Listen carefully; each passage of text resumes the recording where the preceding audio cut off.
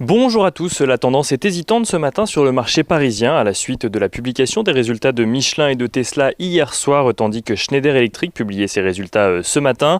Aux États-Unis tout d'abord, Tesla annonce un bénéfice trimestriel supérieur aux attentes à 438 millions de dollars, soit 39 cents par action, contre 16 cents par action un an plus tôt.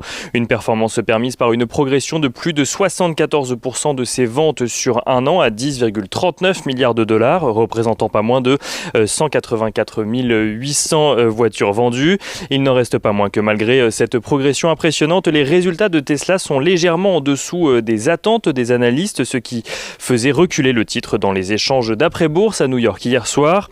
À Paris, Michelin a confirmé de son côté ses objectifs de résultats opérationnels et de flux de trésorerie pour 2021. Michelin qui a annoncé hier soir avoir vu ses ventes rebondir au premier trimestre 2021 sur un an. Son chiffre d'affaires progresse de 2,3% en données publiées et 8,3% à taux de change et périmètre constant à 5,45 milliards d'euros. Schneider Electric annonce de son côté un chiffre d'affaires en progression de 13,5% en données organiques au premier trimestre.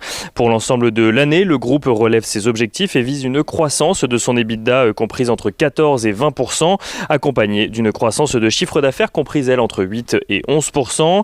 À Paris, toujours, on note que Lagardère annonce de son côté un recul de chiffre d'affaires de 33,5% au premier trimestre, plombé notamment par le recul de son activité travel retail.